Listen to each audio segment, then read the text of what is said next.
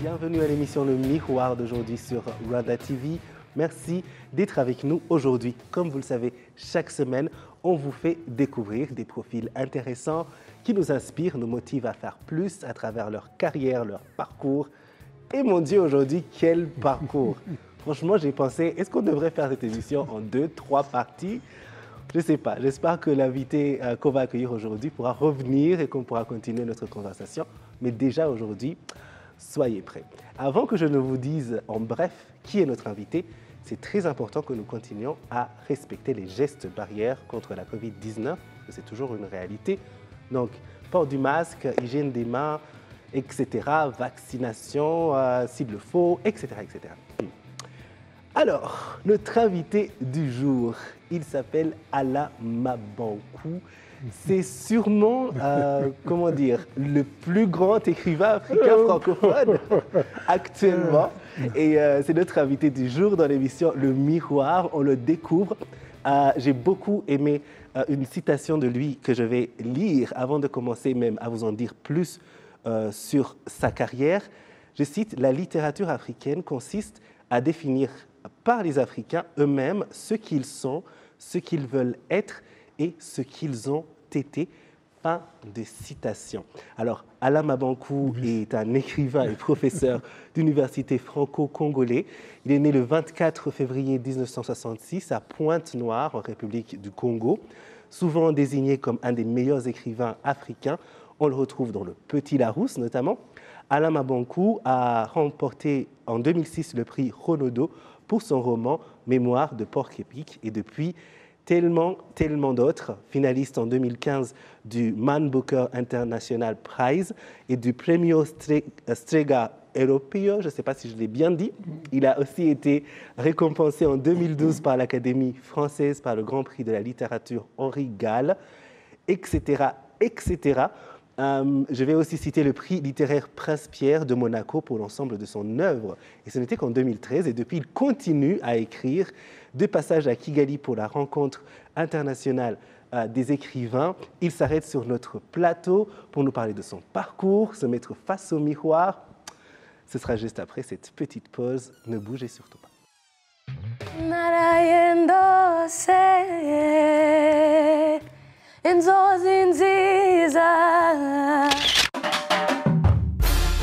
L'importance non seulement d'un travail bien fait, mais l'importance de l'excellence dans tout ce que l'on fait.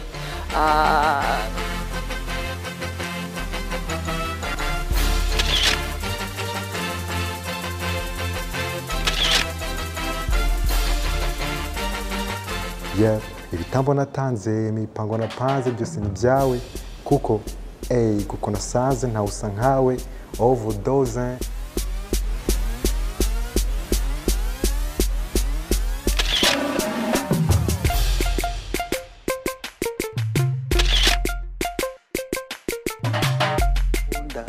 Alors tu bouges avec les comme ça, hein? Okay. Simple, hein?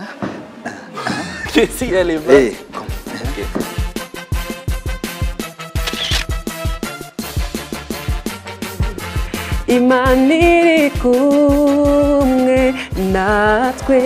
Retrouvez Le Miroir, votre rendez-vous avec l'inspiration, la découverte, le divertissement, les dimanches à 17h. Je vous l'ai dit, il est avec nous sur notre plateau. Bienvenue, quel grand plaisir. Merci de me recevoir ici. Je suis à la maison, c'est bien décoré, je suis heureux. C'est vrai, super, super. Vous avez été sur tellement de plateaux. C'était la pression de préparer une interview pour vous. Je disais, oh mon Dieu, qu'est-ce que je vais lui demander que tout le monde ne lui a pas encore demandé. Et puis finalement, il y a mon épouse qui m'a dit, tu sais quoi, on lui a posé toutes les questions. Ce sera difficile de lui demander quelque chose de nouveau. Mais le public d'ici, peut-être que ce sera la première fois qu'ils entendront ça, donc ne te mets pas trop la pression. Elle a raison, elle a raison. Il faut toujours écouter son épouse parce qu'elle sait que si je viens au Rwanda, il y en a qui n'ont jamais entendu ou quoi. Et puis c'est la manière de poser. Ici, c'est une émission très cool, j'adore. On est entre nous. Super, super. Alors on va aller vraiment au début, au tout début. Oui. Comment s'est faite votre rencontre avec avec l'écriture, la littérature? Je pense que j'étais comme tous les adolescents de cette époque-là. J'adorais la poésie, je lisais des poèmes, et puis j'avais l'habitude un peu d'écrire des petits poèmes aux petites filles pour me donner un peu de l'importance. Le même poème, je pouvais écrire sur 3 filles. Alors j'ai changé simplement de nom et j'ai compris que le poète, c'est quand même quelqu'un qui était là pour charmer. La littérature, c'est peut-être charmer aussi, et puis beaucoup plus la lecture. J'ai été dans les collèges pour parler un peu avec les petites sœurs et les Rwandaises et les petits frères rwandais pour leur parler un peu de littérature. Ils ont demandé la même question. Comme quoi la vérité sort de la bouche des enfants. Il dit, mais comment vous est venu le goût, comment on devient écrivain? J'ai dit, il faut d'abord lire. Plus vous lisez, plus vous vous ouvrez à la capacité de la connaissance. Et donc, dans ce sens-là, je pense que j'ai été écrivain parce que j'étais beaucoup solitaire durant mon enfance. Je suis fils unique, je n'ai pas de frère, je n'ai pas de sœur. Donc, quand il fallait que je puisse parler à quelqu'un, eh ben, j'avais des dialogues intérieurs. Je n'ai fait que recopier ou retranscrire pratiquement ces dialogues intérieurs pour qu'ils deviennent des romans aujourd'hui. Ah, d'accord, super. Alors, vous avez fait des études de droit? Oui. Parce que votre maman voulait que vous soyez un grand homme de loi. Et puis, finalement, vous êtes dirigé vers l'écriture, ça vous va si bien. Comment s'est passé ce virage? Le virage s'était fait de manière pratiquement naturelle. Dans la mesure où ma mère, qui n'est pas allée à l'école, voulait que je sois juge ou procureur, parce qu'elle avait toujours une haute idée de la justice. Elle pensait que si j'étais juge ou procureur, cela pourrait lui valoir une grande place au marché puisqu'elle vendait les arachides. Elle voulait une grande table et se disait qu'un procureur ou un juge va me donner cette table. Et en plus, ce qu'elle voulait aussi, c'est qu'elle souhaitait que si elle avait des problèmes, elle avait au moins un enfant juge ou avocat. Malheureusement, je n'ai pas été juge. Je suis allé jusqu'au 3e cycle de droit. Je suis rentré à l'école de droit pour faire le certificat d'aptitude à la profession d'avocat. Quand j'ai appris à sa mort, je me suis dit, bon, je voulais faire ça pour elle. J'ai fait autre chose. Je suis allé en entreprise privée. J'ai été dans un groupe français, chez Lyonnaise des Eaux, où j'ai travaillé pendant une dizaine d'années. Et par la suite, j'ai eu l'appel de l'Amérique. Les Américains m'ont appelé pour devenir prof là-bas. Et j'ai commencé à publier plutôt des romans. Et donc, du coup, j'ai 2 casquettes, professeur de littérature et écrivain. D'accord. Vous vous souvenez du premier moment où vous avez eu du succès, où vos écrits ont commencé à avoir du succès? Je pense que c'était pratiquement, dans une grande échelle, c'était en 2005. Donc, ça fait maintenant presque 17 ans. Waouh! Voilà, en 2005, quand j'avais écrit le roman Vers cassé, parce qu'avant, j'avais publié 4 romans, 2 à présence africaine, 2 dans une maison qui s'appelle Le Serpent à Plumes. C'était des tirages de 1500 exemplaires, j'en vendais 200, 300. Et tout d'un coup, en 2005, j'avais 39 ans, je crois, et de me retrouver, le roman que je sors à 75 000 exemplaires, là, c'était, moi-même, je me disais, mais d'où sortent ces gens? Qu'est-ce qui se passe? Je me suis assis, j'ai commencé à relire mon livre en me disant, mais qu'est-ce qu'ils ont trouvé à l'intérieur? Et maintenant, l'année qui suivait, en 2006, c'était Mémoire de Porc-Épic, qui avait eu le Renaudot. Évidemment, là, c'était le coût maintenant de 200 000 exemplaires, etc. Donc, c'est ce processus, peut-être, le succès est un accident. Vous avez un exemple ici au Rwanda, avec mon ami Gaël Faye, qui a eu un succès phénoménal. Oui, absolument. C'est juste faire ce qu'on a à faire et le reste. Voilà, tout à fait. Oui. Alors, vous avez une carrière qui est extraordinaire, surtout parce que vous êtes tellement salué. Vous avez eu beaucoup de distinctions depuis donc 2006 jusqu'à aujourd'hui. Donc, vous êtes salué partout. Qu'est-ce que ces accolades représentent pour vous? Je crois que j'ai l'avantage de ne pas résider maintenant à 100% en France. J'habite aux États-Unis, donc lorsque les accolades se font en France, je suis dans l'espace anglophone. L'espace anglophone est vaste. Les États-Unis, vous voyez, hein, vous pouvez être... moi, je suis à Los Angeles, je ne sais pas ce qui se passe en Alaska si je ne regarde pas CNN. Donc, il y a le fait que si vous avez les accolades et que si vous vivez à Saint-Germain-des-Prés, vous longez la Seine tous les jours, vous allez au Tour Eiffel, vous allez au café de Deux Magots, vous discutez, vous risquez de prendre une certaine épaisseur, presque une épaisseur germanopratine, c'est-à-dire que vous vous écoutez entre vous-même, gens du milieu, et vous êtes coupé du peuple. Et moi, je suis plutôt quelqu'un qui reste, quand je viens en France, on me trouve aussi bien dans le quartier latin qu'à Château-Rouge, qu'à Sarcelles, dans les restaurants congolais, dans les petits bars, etc. Je suis toujours avec ce peuple parce que je sais que la littérature doit sortir d'en bas pour aller vers le haut. Toute littérature qui est venue d'en haut pour venir vers le bas a été un échec. C'est la littérature coloniale. Quand les colons nous ont imposé leur littérature venue d'en haut, on était étouffés. Il a fallu qu'on relève la tête, enlever la bulle pour commencer à faire la littérature africaine. Absolument. Wow, ça, écoute, c'est une grande leçon. Il faut vraiment penser à ça parce que c'est vrai. On peut devenir ivre en quelque sorte de ces accolades, de tout ce succès et de ce Il vaut mieux être distant. Je pense que la meilleure solution face au succès, il faut même oublier qu'il y a du succès, sinon vous n'écrivez plus. Vous êtes grisé, vous avez la paresse intellectuelle, tout ce que vous écrivez, tout le monde court publier.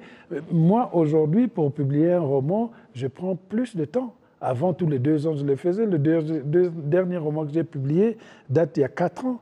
Et donc, après, je fais des essais, je fais autre chose.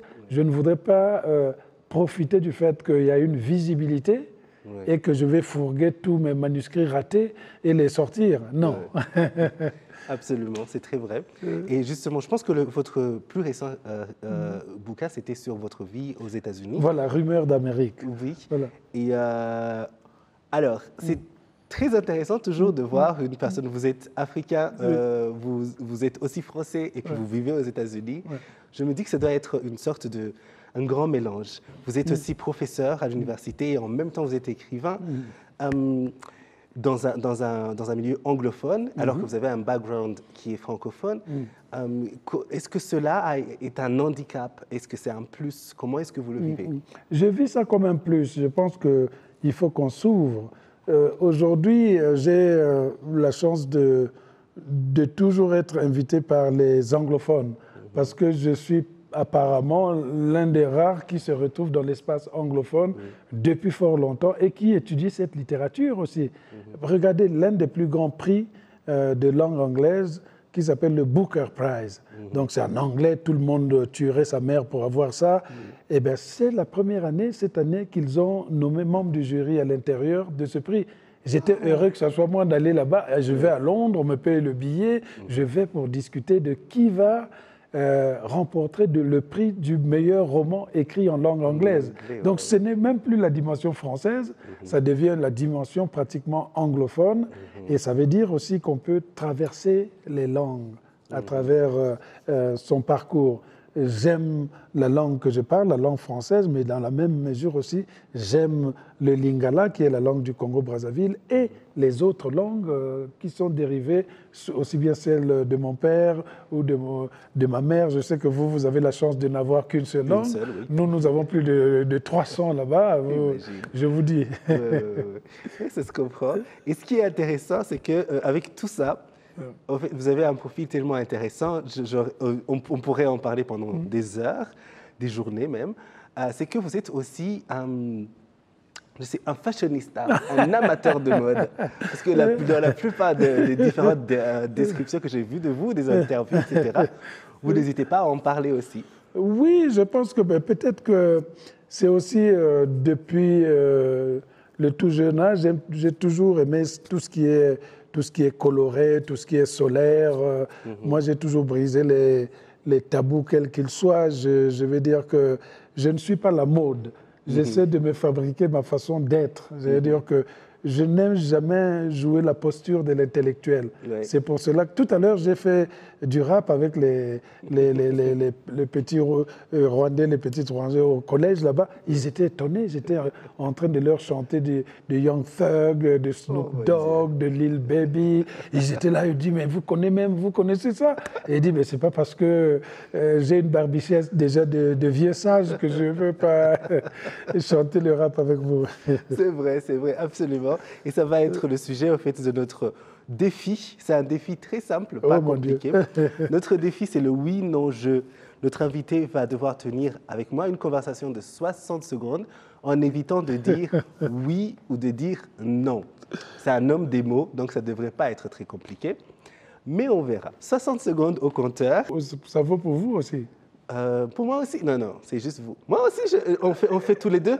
D'accord, on fait ça. C'est la première fois qu'on fait ça. Oui, quand même. Hein. J'ai dit d'accord. C'est exceptionnel, hein, parce que le médecin aujourd'hui va subir l'opération chirurgicale. D'accord, je suis d'accord. On fait les 60 secondes et on regarde si on va tenir. On va y aller. On y va pour 60 secondes? On y va. Alors, vous êtes... est-ce que vous définissez aussi comme un... Puisqu'on parlait de mode, comme un sapeur? Je me définirais plutôt comme quelqu'un qui cherche le dandysme, quelqu'un qui est plutôt dans la recherche de l'habit qui lui va et non de l'habit que tout le monde porte. Je ne porte pas, je ne porte pas des Weston comme tout le monde, comme tous les Congolais. Je ne porte pas certains costumes déjà taillés, les YSL, ou je ne ferai pas de la pub ici, sinon tout le monde va aller. Je cherche toujours à me fabriquer quelque chose. Voilà, nous sommes dans cette époque, personne ne porte de velours, je les porte. Voilà, je porte des Stetson. Voilà. Ça arrive. J'adore. Il faut chercher sa propre voie. Oui, vous avez dit oui quelque part. Vous avez dit oui. Ouais, vous avez dit oui avant moi. J'ai pas voulu vous arrêter. Oui. Oh mon Dieu. Mais après, moi aussi, je me suis retrouvé à dire oui. Et dire, en regardant l'émission, vous allez voir quand il a dit. Bon, mais je ne sais pas qui a dit oui avant, mais je suis sûr que c'est moi. Hein? En tout cas, bravo. Mais voilà. Merci mais de vous être. On a tenu au moins 30 secondes. Hein? Oui, en tout cas. En tout cas, on a fait 30 secondes. Oui, c'est l'émission de Miroir qui continue. Ça, c'était notre petit défi. Et alors, j'ai commencé cette émission en citant cette magnifique citation. Je l'ai vue dans une interview que vous avez faite, je pense que c'était sur TV5. Oui.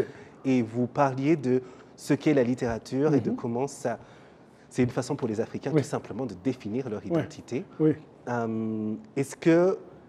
j'ai envie que vous puissiez un peu plus extrapoler sur ça. Oui, parce que en général, la littérature que nous avions eue jusqu'à un certain temps était une littérature écrite sur les autres et qui nous décrivait.